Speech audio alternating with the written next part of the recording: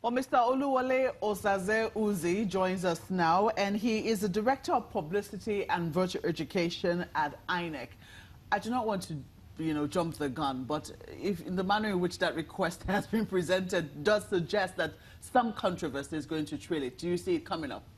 Well, I cannot read the political signals that are coming from that presentation, but there may or may not be. I cannot tell. Only members of the National Assembly can tell. But I do know that because of the economic measures put in place by the presidency, there are issues of whether this money should be a supplementary budget or whether it should be done by way of verment. And verment means taking from what is already, taking things from one head and putting it into the elections.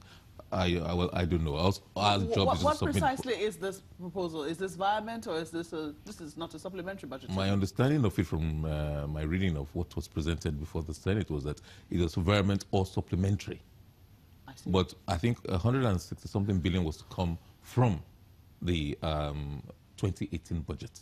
Let's still, put a lid on this one now. Let's quickly come to Ekiti, which Yes. what our previous guest just finished discussing.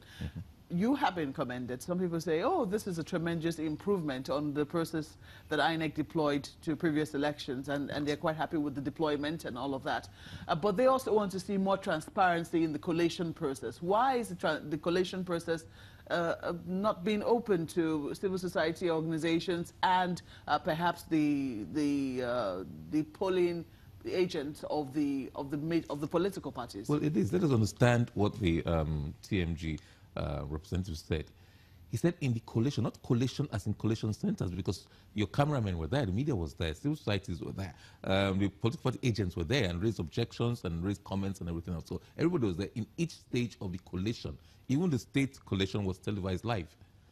But what I understood him to be saying was the fact that we talked about parallel transmission. Yes, that is, we're piloting the project, and that is done electronically. And even most people don't have access to it. It's restricted because there are certain protocols that must be observed. Don't forget, this is not something that is in the law. This is an initiative of the Commission to audit what is prescribed by the law. And what is prescribed by the law is the manual transmission. The law doesn't even ask us that people should be there.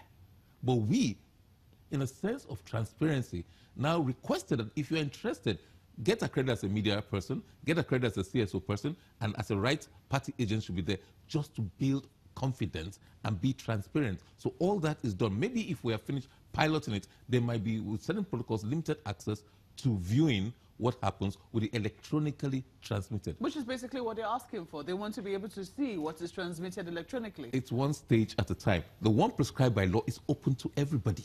That is very transparent. At the end of the polling, we give you a result. We give it to all party agents and to security agencies, and we paste it there. So you have that already.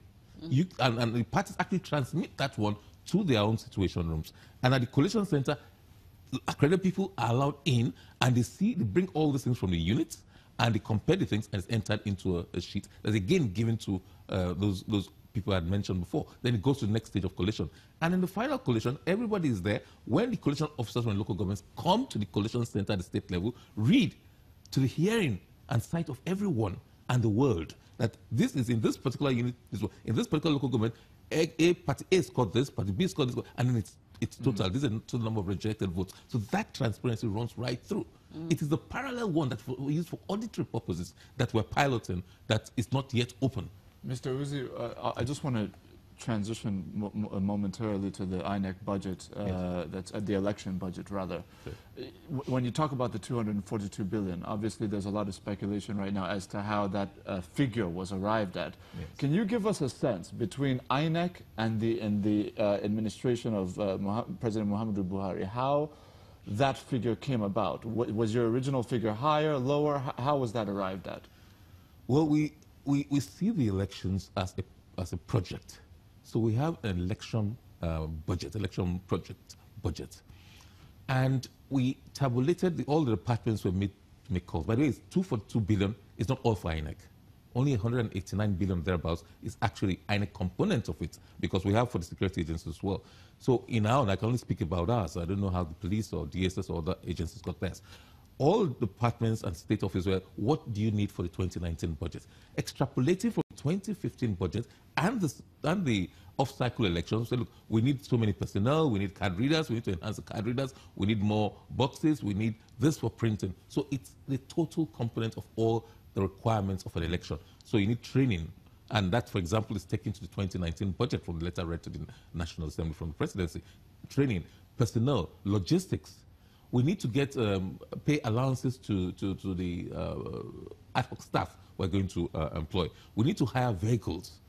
All the things that we have to do are factored into that budget. A huge part of it is personnel costs. Well, I did say that we will come to the budget shortly, because yes. I know that it's going to take a huge chunk of our time. But I'd like you to quickly respond to Ekiti. Yes. We've talked about transparency in the process. But let's talk about vote buying, because INEC did make a huge show of concerns about vote buying even before this elections.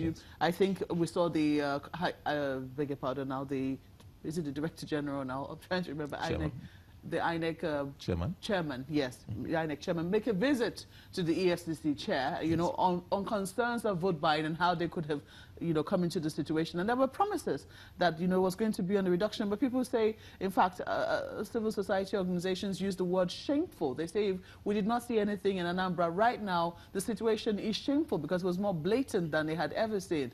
What precisely is INEC going to do about it? Or do they think that should be the responsibility of another government agency?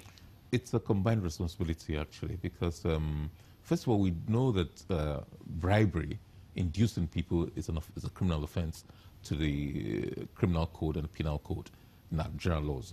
But when it happens at an election or in the vicinity of an election station, then it falls under the purview of the Electoral Act, as well as the other criminal provisions.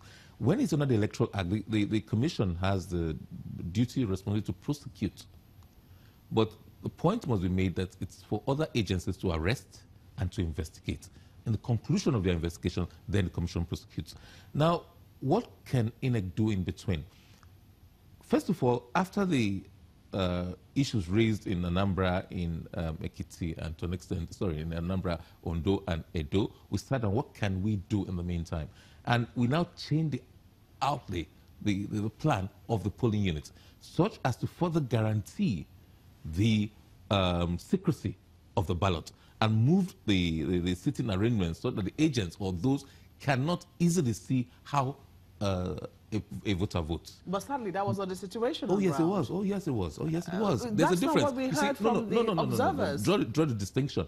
In Anambra, the allegations were that vote buying was happening in the polling unit, in the vicinity of the polling unit. But ask your civil society people who were there. It's now further removed from the polling unit. It is still there, definitely, but not so much so within the polling unit. They move some distance away from the polling unit. Well, and then there's the new thing of sending through the banks alerts. So that is a new dimension.